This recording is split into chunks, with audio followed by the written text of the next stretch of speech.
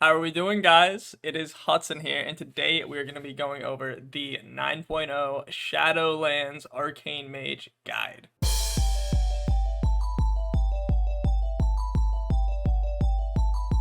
Arcane Mage was in a really bad place at the end of BFA. In 8.2 and 8.3, it was the least played mage spec by really any metrics you could find. It was largely seen as a good single target spec, but unable to compete in anything else despite having solid AoE capabilities if spec'd properly. Luckily, the design team at Blizzard felt like it was coming into Shadowlands would be a great time to change the base toolkit of Arcane Mage. This is seen with the addition of some new abilities such as Touch of the Magi, as well as an improvement to the mastery, along with some new abilities and talents changes. As a whole, Arcane Mage is now incredibly equipped to handle both single target and AoE, without having to specialize too far into one option. This, along with its insane defensive abilities, makes Arcane Mage very well-rounded in terms of DPS, mobility, and survivability. The two biggest downsides, however, to Arcane Mage right now that I have found are that you are required to stand still for the single target rotation largely. There is some movement that you are allowed, but for the most part, you do have to stand still for the entirety of it. Luckily, we have Shimmer to deal with that, though, to help with that. And Arcane Mages are not good at two-target cleave or spread cleave. But there are a lot of other classes that are not good at those things, so that is not the biggest deal. With that said, however, I do want to reiterate again, I think Arcane Mage is in a very good place right now in terms of its DPS magnitude, its DPS rotations, its mobility, and its defense. I think it's a very good option to play. Now, in this video, I will be going over Covenants, Soulbinds, Conduits, Legendaries, Rotation, Single Target, and AoE, Talents, and Gearing, and I think even a little more. But this guide is exactly what you will need to get started playing Arcane Mage and to, play it pretty well in Shadowlands' first patch. But if you'd like any more detailed information, I would highly suggest to follow me, or I guess subscribe to me, as I will be coming out with many more videos about the intricacies of playing Arcane Mage, Fire Mage, and Frost Mage. Also, all of my UI, if you like any of it, is available for free at my Twitch in the link below. For the Covenant, you are going to want to pick Night Fae. It is the best pick for AoE, single target, really everything, let's be real. Except for 3-target cleave, and that would be Necrolord, but you're never gonna want that extra 2% damage from Necrolord and sacrifice everything else. It's not worth it, trust me. You are going to want to pick Night Fae if you want to optimize your damage. However, this is an MMO, this is an RPG. If you like the fantasy elements or whatever, feel free to pick one of the other ones. But I'm telling you, this is a guide. You want to hear what's the best? What's the best right now is Night Fae. Pick it, I'm telling you. The Night Fae ability is Shifting Power. What it does is it reduces your cooldowns by 12 seconds whenever you channel it, and the channel lasts for about 4 seconds, but it's hasted, so it can be faster based on your haste level. So for the talent section, I will go over what each talent does and why you should pick which options, but at the end I will also show you the 2 builds that I will suggest for single target situations and then Mythic Plus situations. In the first row you have Amplification, Rule of Threes, and Arcane Familiar.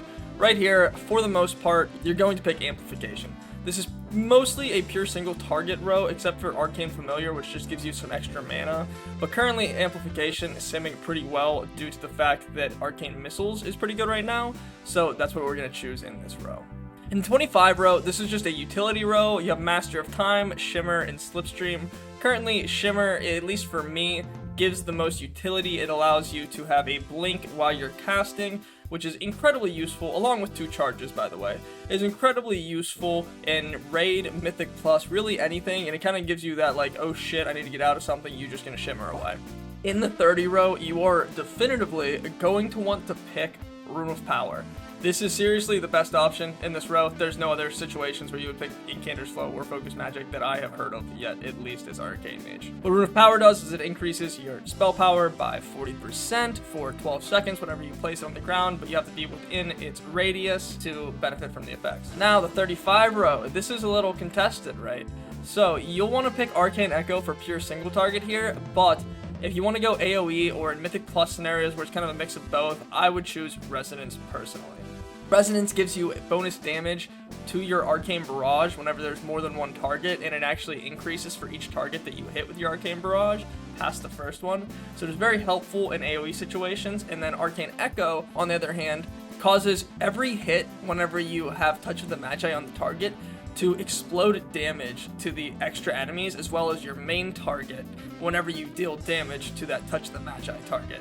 In the 40 row, I choose Chrono Shift. Typically, this is another utility row, but most of the time you will choose Chrono Shift you will know if you need to Frost Novas or Ring of Frost, so generally just default to Chrono Shift, and then if the situation needs it, generally you'll have time to switch to Frost Nova or Ring of Frost in advance. In the 45 row, I go with Arcane Orb here. It's simming the best in single target and AoE currently. Reverberate is another decent option for AoE, but I don't believe it's simming that great right now. I could be wrong, but in Mythic Plus with the downtime, Arcane Orb, since the cooldown actually benefits a little bit from downtime, so in Mythic Plus, I would still take Arcane Orb, even if it's only like 1% or less above Reverberate. Supernova may be taken situationally, but all it does is knock the enemies in the air and does very little damage, so I would advise against it unless if you are very confident in needing it for a certain encounter. Now, in the 50 row, the default pick for all of BFA had pretty much been overpowered for both AoE and single target, but with the revamp, now you're going to pick overpowered still in single target situations, but in AoE and Mythic Plus situations, I would suggest the Enlightened talent. The Enlightened talent works a lot like the Equipoise traits in BFA, but instead they now made it into a talent and you gain base percentages rather than the numbers that came off of the traits like in BFA. And what it does is it gives you a bonus damage whenever you're above 75% mana, but then it gives you extra mana regen whenever you're below 75% mana, which ends up being pretty nice in AoE scenarios because you stay above 70% mana very often. For the legendaries, the currently best simming legendary is Temporal Warp for single target, which is actually awesome because it can be used as all 3 specs. So if you do choose to get this legendary first, which I'm currently advising players to do, you can then multi-spec between Frost, Fire, and Arcane willy-nilly as much as you want, which is a very powerful tool in raiding and Mythic Plus. In multi-target situations, in Mythic Plus, you are going to, however, want to run Arcane Bombardment Legendary. What this does is it drastically increases your Arcane Barrage damage whenever the target is below 35% health. And this will allow you to do insane AoE, especially burst AoE at the end of pulls. It is actually crazy how much this increases your damage in AoE situations. And if you're going to be an Arcane Mage main, I would suggest getting this second after you get Temporal Warp. Now, for your Soulbinds, we're going to go into Soulbinds first because they contain and they are able to hold your Conduits. We're going to go into this first and then go into Conduits that you should place in the Soulbinds. The Soulbind that I'm going to recommend for both single target and AoE is going to be Corallian. What is special about Corallian is she gives you Wild Hunt Tactics as her first ability. And what that does is it allows you to do extra damage to targets above 75% health, which is really helpful at the beginning of mass AoE pulls where you'll be doing a lot of damage. Not to mention, she has the ability at the end of her Soulbind trait, First Strike, where damaging an enemy before they damage you increases your chance to critical strike by 25% for 5 seconds, which is incredibly powerful in Mythic Plus, where you will be triggering that ability like every minute or so. It's awesome. And what is super nice about this is if you want to use First Strike once you max her out, once you max her Soulbind tree out, you can switch to that and you can have both a single target and AoE Arcane tree in this one tree, right? Because you can put your potency conduit on the bottom left-hand slot right there, and then you'll have an endurance one in the bottom middle, and you can switch to do single target by choosing the left one, or Mythic Plus AoE during the middle one with the First Strike trait, and you won't have to switch Soulbinds or Conduits at all. So for Conduits, for single target specifically, you're going to want to go Magi's Brand and Arcane Prodigy, because you are only allowed 2 potency conduits maximum in any Soulbind tree, so those are going to be your 2 picks. They're currently simming the best, and I will update you if they move. Now, the 2 best for AoE are actually going to be Artifice of the Archmage and Discipline of the Grove, but I would honestly suggest, if you want to stick to one Soulbind tree, to just go that path that I said and keep Magi's Brand and then go to the First Strike trait, because it's very little damage lost and it allows you to stay in one Soulbind tree. But if you do want to go pure AoE, the Sims do suggest switching to those 2 conduits I just mentioned. Alright guys, now time for the fun part, the single target and AoE rotation.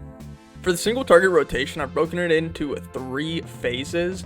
You're going to alternate between these 3 phases, and I will show you how you do that once I explain what the phases do. The 3 phases start with the Arcane Power phase. This will be your opener. You will use all unused items and effects such as like Berserk, your Trinkets, your potions, all of that, and then you will open with a precast Touch of the Magi. This will be followed by Arcane Power, and in the same global you'll want to both use Presence of Mind and Missiles as well. You will then cast Missiles until Touch of the Magi ends. Mind you, this is if you have Arcane Echo talented.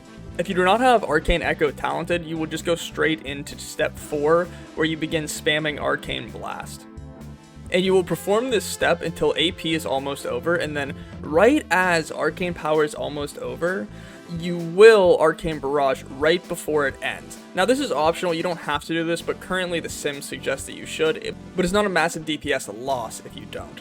You will then cast Rune of Power, followed by an Arcane Orb if you did cast that Barrage in order to start getting your charges back, and then you will continue into the Arcane Blast spam, and just like it's step 4, you will be casting Arcane Missiles if you happen to get a CC proc. CC being clear casting. You will then continue that until your mana gets below 15%, at which point you will then Evocate. And whenever Evocate is being channeled, you'll want to stop it right at 85% and begin casting your Shifting Power.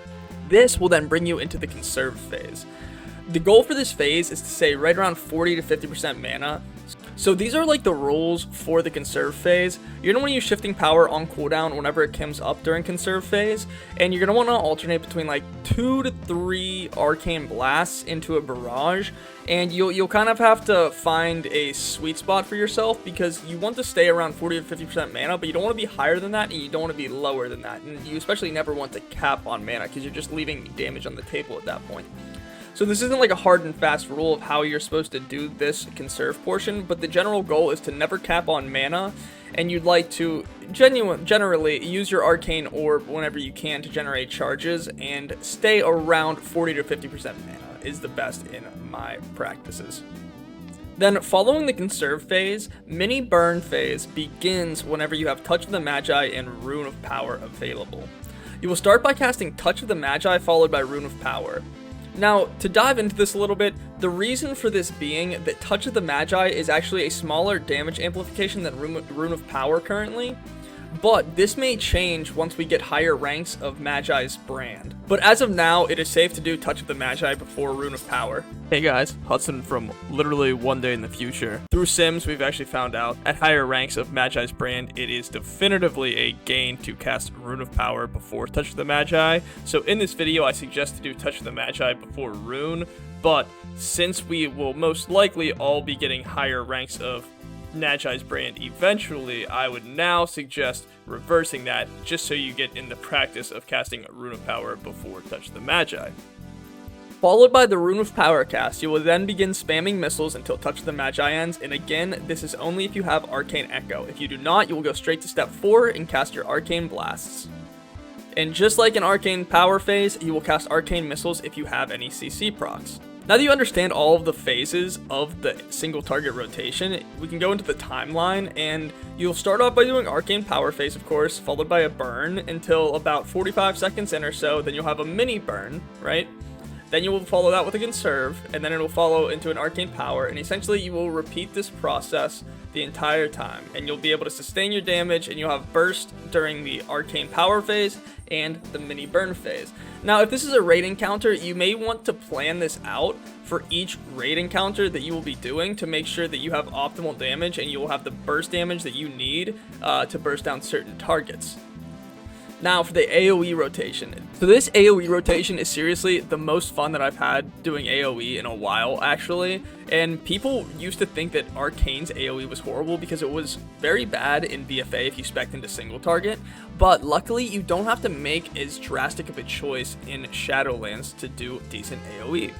It's going to be very similar in the way that it'll have 3 phases, much like the single target, but you'll find that this is actually super helpful in Mythic Plus, especially whenever you have downtime allowing you to perform these phases back to back if you do quick pulls. The first phase that you'll do is Arcane Power. You want to use all of your items and effects before you start it, right? Then you'll want to precast Touch the Magi on your prio target, follow that up by an Arcane Power and an instant Arcane Barrage with 4 charges. Then, you'll begin performing your standard rotation, which I will go into after this until Arcane Power ends. You'll then cast your Rune of Power and then perform your standard rotation again until Rune of Power ends, and then you'll go back into the standard rotation once it ends, right? So it's essentially like you're just using your cooldowns and performing the standard rotation the entire time, which actually makes this relatively simple, but it means that the skill in this rotation comes from timing your cooldowns. Now, getting to the standard rotation, this is quite simple. Right now, with the way the mana is tuned, you actually do not have to worry about your mana hardly at all. So I would not try to stay at a certain mana percentage. What I would do instead is focus on using your Arcane Orb when it comes off cooldown, right? And then you will generate 4 charges with your Arcane Orb if you're on at least 3 targets. And then what happens is you're essentially just generating charges the whole time. You're generating 4 charges and then going to Barrage. And if you don't have Arcane Orb, what you're going to do is just use Arcane Explosion 4 times, and then you're going to Barrage. And you're going to repeat this until your Arcane Orb comes back up, right? Or any of your cooldowns come back up, right? And then that's it, really. And of course, I just included that if you do hit like low mana, like 10% mana or so, you can just Evocate still. It's not like you can't, or you can manage them before that even as well. Then once you hit the standard rotation, your 2 cooldowns, Touch of the Magi and Rune of Power, are going to come back up again, and then that's when you will enter the mini burn phase again, much like in the single target rotation, and you're just going to cast both of them. This time, however, I would start with Rune and then go into Touch of the Magi, as Touch of the Magi gains more power with more enemies, making Touch of the Magi more powerful of a damage amplifier than Rune of Power. Then, once you cast those 2 abilities, you just go right back into the standard rotation. Now, the typical timeline for this is the exact same as the single target rotation. Also, I forgot to mention, make sure to be using the Night Fae ability essentially on cooldown starting in your standard rotation, right? So, whenever you're done with your Arcane Power phases and you don't have any damage amplifiers, that's when you use the Night Fae ability. You'll want to use the Night Fae ability as long as you don't have any other damage amplifiers, right? So as long as your Touch of the Magi, your Rune of Power, and your Arcane Power are not currently on the target, you will want to cast the Night Fae ability. Much like the single target rotation, I outlined a timeline below that you can check out, but it is the exact same, and I'd honestly say that this is even more simple than the single target rotation. And as always, these rotations are subject to change, especially the single target rotation currently, as the APL is still being developed. And with all of these cooldowns with different cooldown lengths, this is a very tough APL to develop, and I suspect that it won't be done even by the time Shadowlands releases. It should, however, be quite optimized at this point. So for Trinkets, this really just comes down to sims. I can't tell you exactly what to play right now, but I can tell you what's simming well and what seems like it might be good. Right now, Kabbalist's Hymnal is very, very good. It gives you a lot of crit, and I suspect it to be the de facto passive trinket that you will be using this tier. Now, that is unless if we do double on use, because the Imperial Ordinance allows you to do double on use. Now, we're going to start getting into gear, and we're going to start with stat weights, which people love to hear, but I don't think that it's a great representation of how you should actively gear yourself. How you should gear yourself this patch for stuff like, chest, shoulders, wrists, rings, all that stuff that just has stats on it and no on-use abilities or anything, is you should generally pick the highest item level that you have, and then whenever secondary stats come into play, whenever you have 2 equal items, I would sim yourself. Seriously, it's not terribly hard. I would go figure out how to sim yourself, and that's my suggestion for that. Now, people want to hear stat weights, so I'm going to say stat weights.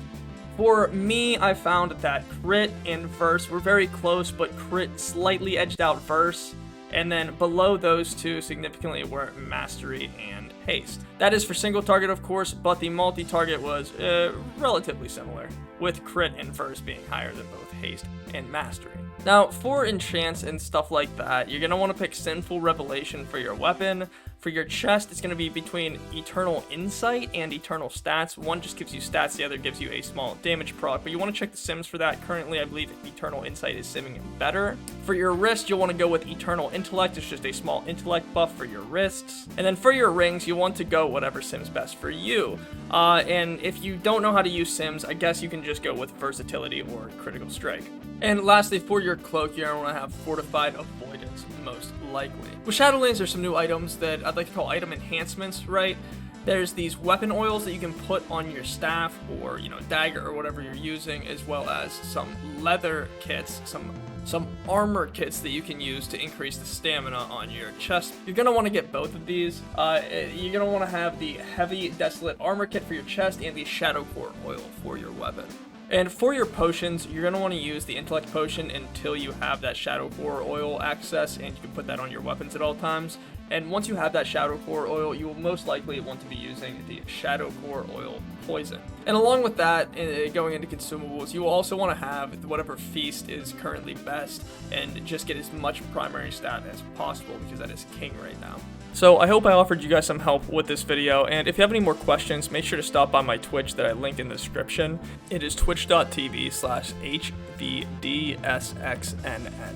And if you'd like my UI, I have it for free. Just stop by my Twitch and type !UI and you can get it for yourself if you enjoyed it. Anyway, thanks for watching, and I'll see you next time.